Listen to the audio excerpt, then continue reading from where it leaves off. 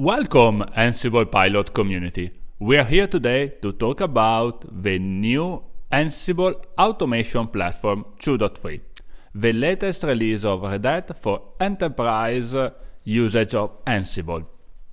Let me remind you that this type of content requires an Ansible subscription. That is something that you need to pay and you probably would like because your organization need not only the code but also the support directly from RedHat. Okay, cutting the things short, was released in November 29, 2022, the new Ansible Automation Platform 2.3. For friends, Ansible Automation Platform you can call AAP. So this is part of a 6-month release plan of RedHat. The previous release was of AAP 2.2 in May, so it makes sense to release in November. This came after the latest Ansible Fest that happened this year in Chicago, finally a new event after the pandemic, and was a face-to-face meeting. So some of the new ideas were already announced, and it's very interesting that RedHat is working on the new event-driven Ansible. But I will talk more later on.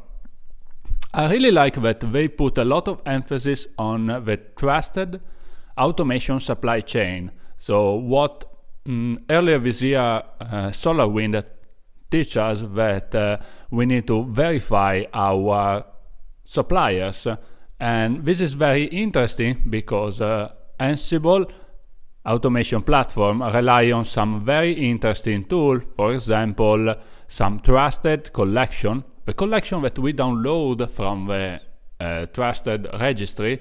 It could be a Galaxy for the public, for the community release, but in the Ansible corporate world, we rely on the Ansible Automation Hub, and the content that you download on the Automation Hub is certified and is signed via a GPG key now.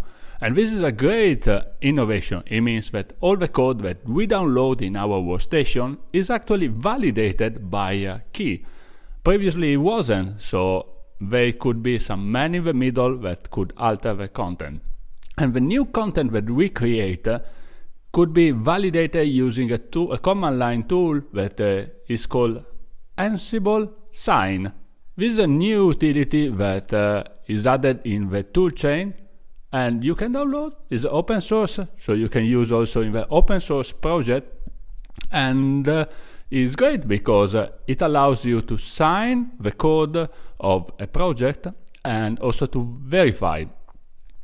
Underneath is very simple. You rely on the GPG key and you can specify which file of a project need to be signed and the one that you don't want. So it's very simple, but it opens also some extra work to do because you need to validate this new signature. But I'm happy that the outcome is better than the extra effort that you put on. So long story short, this is very interesting about the validated content in the Automation Hub, the ability to sign your code, and there is also other enterprise features such as the LDAP that matches the role-based access control. This is a feature that was requested for a while for the enterprise users.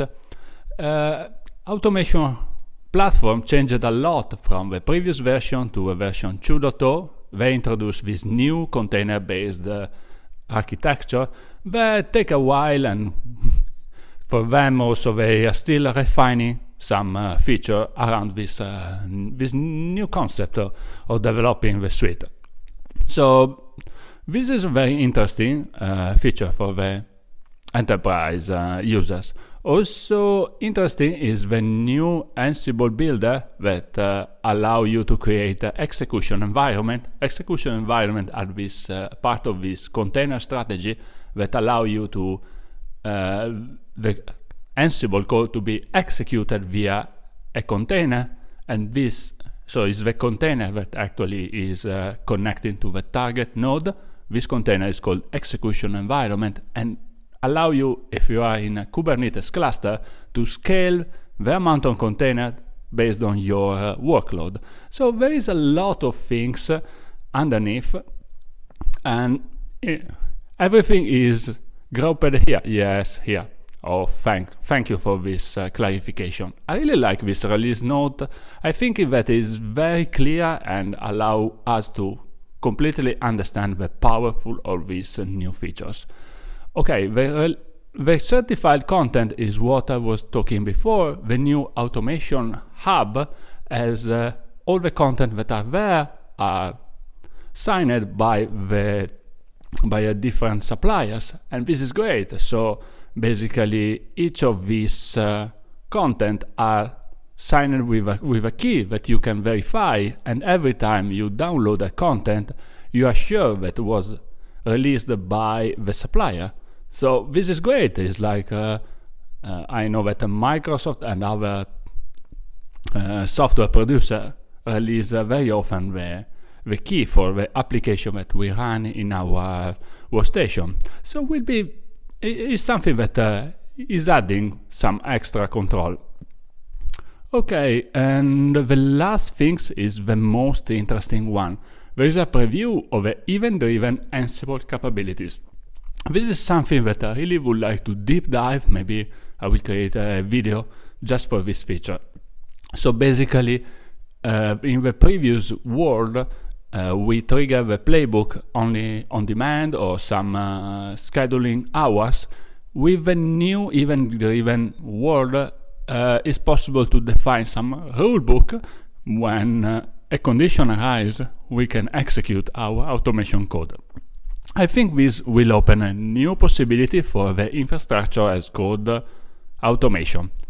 So that's it. Let me wrap around that this Ansible Automation Platform 2.3 is very enterprise focused, and this type of features are really key feature for the enterprise users. So the Ansible certified content, the ability to sign, verify, the ability to also execute some event-driven automation, all this stuff all together create a very interesting tool for the automation nowadays. So Ansible continue to innovate, and I'm sure that in the upcoming years will become very interesting tool for your enterprise.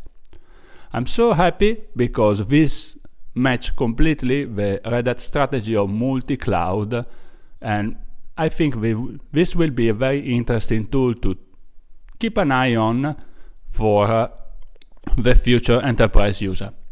Thank you so much for watching. Have a great day and see us on the next adventure of Ansible Pilot. Yay! Ciao!